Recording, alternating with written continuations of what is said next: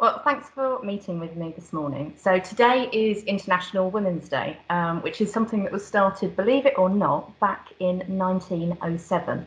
So it's been around for a little while, and I'd like to ask you some questions in line with International Women's Day, but particularly focusing on your role and your role as a woman in tech as well. So to begin with, could you tell me, please, what your current role is, and also a little bit about your professional background? I can indeed. So I was sort of working out this morning. So I've been with City and Guilds at the end of this month, a year and a half. And where did that go? So a year and a half ago, I walked through the doors as CIO, so Chief Information Officer, and what a journey it has been. If I start to look back onto my career, I think there's probably three very distinct phases to that. As a young lass, as they say, if I can remember that far back, probably the first 10 years of my career was spent public sector, both central and local government. But I didn't follow the sort of out of school into uni sort of career path either. So as I was in the public sector at the time, I also sort of started on a pathway of education all the way through to my master's. And actually in doing my master's, I met some incredible people from around the globe, and that sort of ignited something in me whereby I thought, I want to challenge the norm. I want to work in something that really drives value and change. Probably on the back end of that, found myself on a plane to the Middle East and started in the world of program management. And you know, that in itself was quite a journey. Whole time in the Middle East, then we watched Lehman Brothers come into play and the economy collapsed. So, you know, it was important that I chose wisely next time. And then went off to Libya and Africa, and you know, with the spring uprising there, so resilience played, you know, a huge amount in my career at that time. And then I did think about where next, obviously very cautiously and very carefully, and that probably started the third aspect, if you like, of my career, taking me very much into tech, although I'd dabbled in and out for a number of years. And getting my first role with McDonald's out in Malta, but covering Baltics and Greece as well, as their IT director. Great time to join the company, retail, fast-paced, and it was at a time, I think, where McDonald's recognised, you know, their brand was no longer strong enough. It was about that customer experience, and there ignites that CX love that I think I, you know, bring anywhere I now move on to. So short, sharp, succinct, you know, 20 years, I guess. Wow, that's incredible. You've talked quite a lot about resilience there. What skills do you think are important for a career in technology? I think you've answered the why you chose to work in tech, which is going to be one of my other questions for you. But yeah, what skills do you think are important? Yeah, so I was playing this through really over the weekend, and actually the challenge in technology is there are so many roles, and there really is genuinely such diverse opportunity. So trying to nail that, what skills do you bring, I think felt a little bit intangible for me. But you know, if I think about why did I choose the sector, it's very clear. I'm passionate about change. I'm passionate about making difference, and I love innovation. And you know, where else and what other career do you get the chance to play in that opportunity? And I think if we look at, you know, technology and where it sits, I genuinely believe it sits at the heart of any organisation moving forward now, and we've such a great opportunity to inform and steer, you know, business strategy. You just have to take COVID. You know, none of us are operating in the same way, whether we be an employee or whether we be that end user consumer. Technology's sort of driven everything over the last 12 months. Yeah, most definitely. I suppose as it's International Women's Day, a relevant question would be, how have you found being a woman working in technology, and what have been the challenges that you've faced as part of your gender? Oh, now I've not deliberately found myself in two very male-dominated sectors as I've moved through my career. The first being construction. I was in construction for quite a long time, and then moved into IT. And I would absolutely concur. As a female, it's definitely harder to have that voice heard in a sea of men. But I genuinely believe it's, being tenacity, perseverance, and ultimately talent that I found will always win through and put myself onto an equal footing. Um, it is daunting. I think, if I think about some of the big IT conferences that I go to yearly, you walk into a room and there's always that dreaded social aspect at the end of a conference. And you walk into this room and genuinely probably 75% of that audience is male.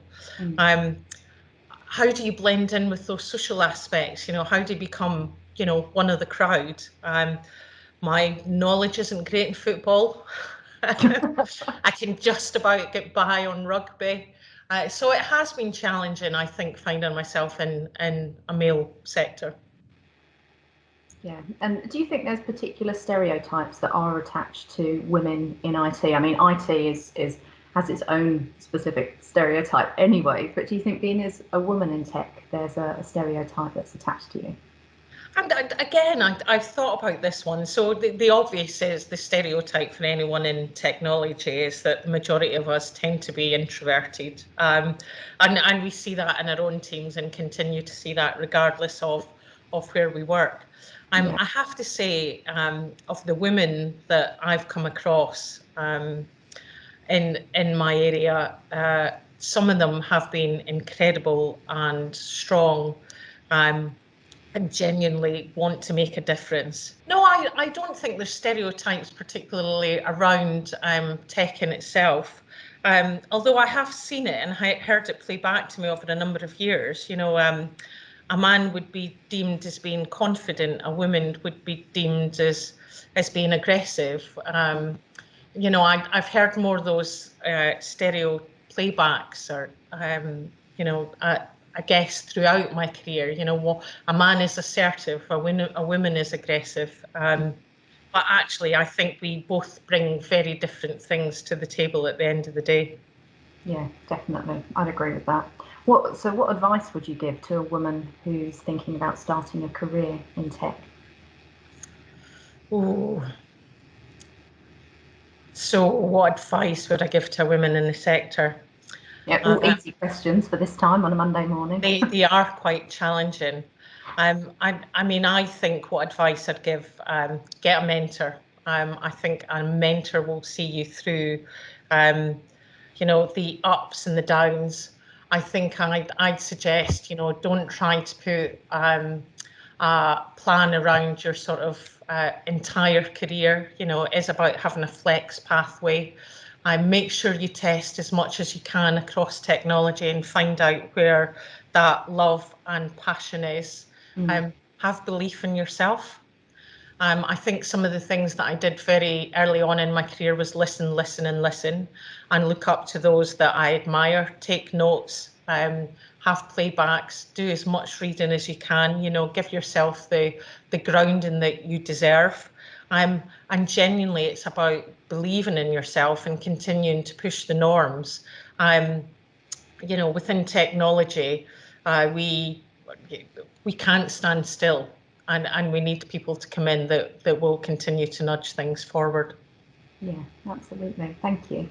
So on a slightly different tack now, thinking about female figures really. So who is a female figure who has influenced you the most, or who perhaps do you admire the most? And this could be maybe in your personal life, but also professionally as well. Yeah, so and I was just reflecting again on this, and there are so many fantastic, strong women out there. And actually, how do you narrow that? So there was a few names that I'll sort of play to you, and I am going to read from my notes here to be fair, because I will do them an injustice as I try to pronounce their surnames otherwise. But one of the first ladies I remember is Ruth Bader Ginsburg, and she sat on the Supreme Court within the US. And why I love this lady is, she's described as a badass, if I can say that this early in the morning. But there was a woman that, didn't come or came from very humble beginnings, didn't give up, and wasn't afraid to speak her mind through the entirety of her career. So what's not to respect there? Of course, I'm in tech. I have to mention Sheryl Sandberg, former VP of Google and CEO of Facebook. Again, a fantastic career. Michelle Obama, believe it or not, is another one that I just really admire, smart, intelligent, sassy, but just, as First Lady, moved with such grace and passion for her husband. I think she's wonderful. I'm going to struggle with the pronunciation of my next, and forgive me, but young lady here, we moved to the other side of the world, in Malala Yousafzai. And this was the young lady, I'm not sure if you recall, that was in Pakistan and had been blogging from a very young age about life within the Taliban, to the extent I think she was around 15 actually when she was shot. Such bravery and conviction to purpose, and despite all of that, she's now came out the back end and has set a fund up that educates young women in these areas. So, a very broad brush over, the entirety of the globe there, but lots of my admiration for these women. And why not? But, to a personal story, truth be told, the one person I really admire is my grandmother. And she's no longer with us, and so I feel myself tearing up about this. Why do I admire her? My grandmother lived through the Blitz in Clydebank, and you may or may not be aware that was where the majority of shipbuilding was undertaken, at times of war. And I remember her telling me so many stories of loss, of survival, just during that whole Blitz sector. And this is a woman that, showed me, despite all of that, compassion and love, and really taught me I could be anything I wanted to be. I know that sounds a little bit cheesy. Not at all, it's beautiful. But genuinely, that she's it for me.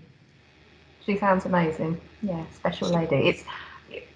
It is incredible, isn't it, when you look back at family members, and particularly I think of that generation. So my grandma, similar to you actually, lived and worked in Chatham Dockyard, which was a major shipbuilding site down in Kent, so other end of the country. And she used to have to jump out of a crane when the air raid siren went off, because she was a crane driver and there wasn't enough time for her, so she had to jump out of a crane and parachute down, because there wasn't enough time for her to climb down all the steps to get to the air raid shelter. Wow. So yeah, grandmas have just had the best stories, didn't they, particularly of that era, and showing the tenacity that you needed to survive. So yeah, she sounds like a pretty cool woman. We think we've got it hard trying to negate the commute in and the tube in the morning. Yeah, or just being sat at home for a year. Yeah. So what's the most important message that? Oh no, we've done that one. I'm so sorry. God, redo the question. Actually, Jo, can we jump back to the stereotype one? Actually, I lost the plot a little bit as I was, referenced that in my head, but I think it is important to go back. So you asked me, the question was, there is stereotype attached to women in the sector, and I started sort of waffling a bit there, but so again, I'd go back to the point that I don't think there is a stereotype around women, but we're certainly lacking in numbers in a male-dominated sector. The women that I do know, and I want to go back and really stress this point, are driven, passionate, and are all about making a difference to any of the organisations they're in. I've definitely seen a stereotype, and important to go back as I've worked across the globe. And, you know, I referenced earlier Middle East and Libya and the cultural impact that that brings with us. But I've also seen that to a certain extent around the board table in this country. And I was playing this back. I was playing this back in my head. I recall sitting with, and I name no names, with a former MD that I worked with, and he made a phrase about a female colleague, and it was, well, she's just in HR. What does she know about the business? And it must be her time of the month. And I remember being horrified that such a senior leader in an organisation would refer to one of his colleagues in such a way.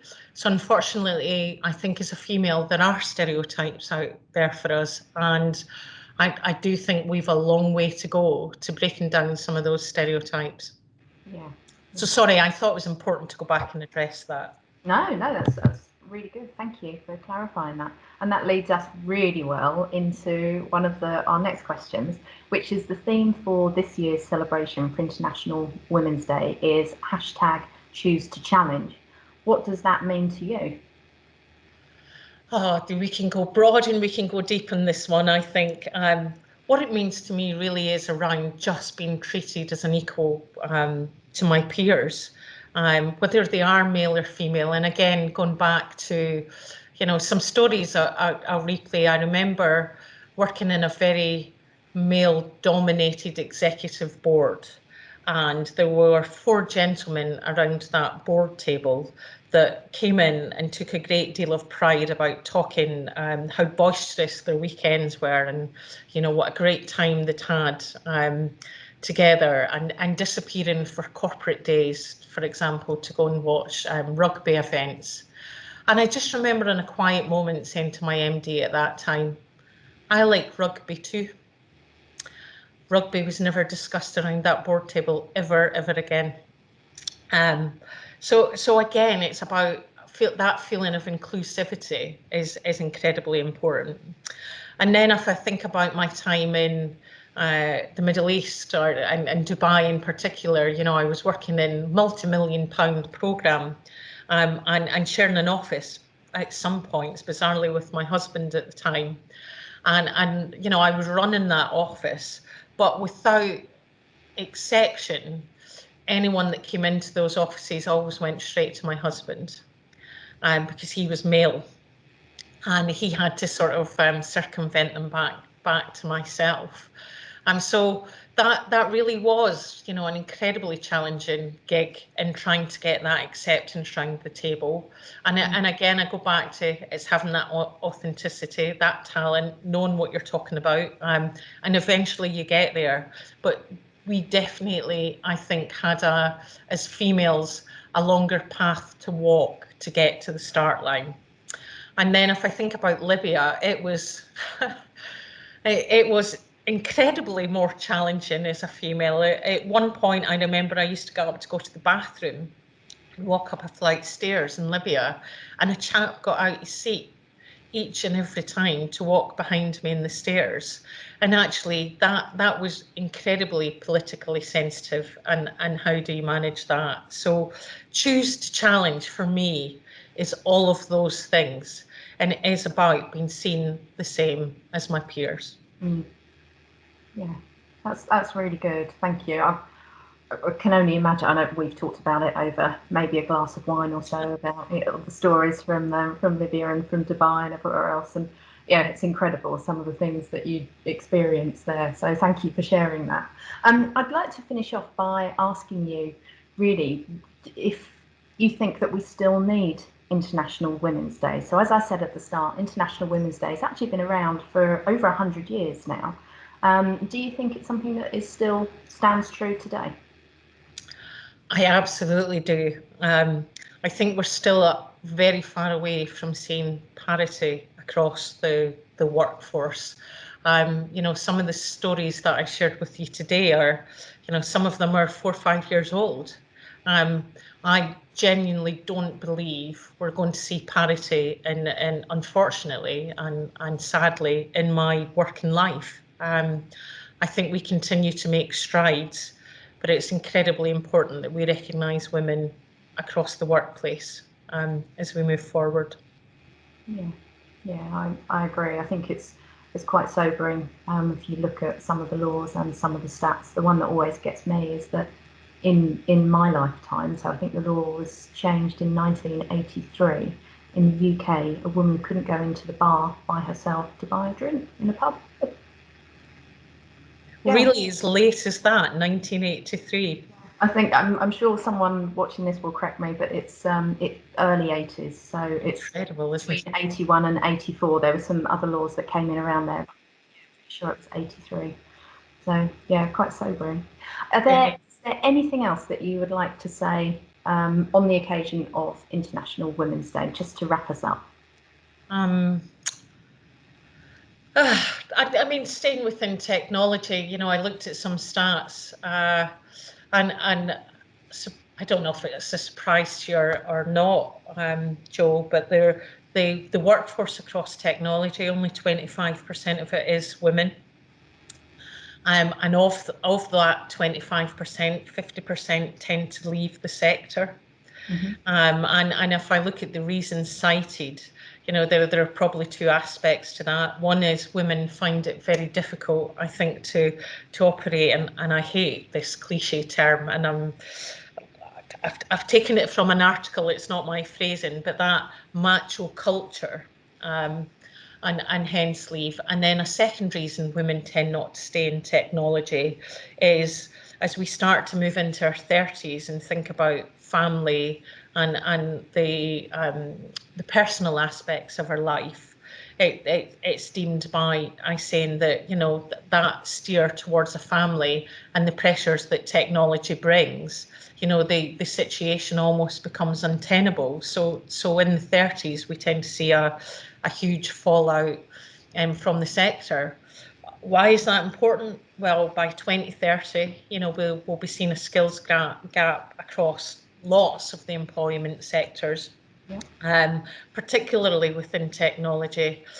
So therefore, we need to bridge that gap and attract and indeed retain female talent in the sector. So that for me was a bit of a sobering set of numbers around the sector. But I can understand why as we start to look at the research. Yeah, that's really interesting. I didn't realise the numbers were quite as, if I use the word stark, perhaps, as they are. Yeah, all right. Thank you very much. Thank you for your time today. I know that you have quite a hectic diary, so I appreciate you taking the time to speak with me. And again, happy International Women's Day to you. Absolutely. Thank you very much, Joe. It's been a pleasure. Cheers now. Bye-bye. Bye.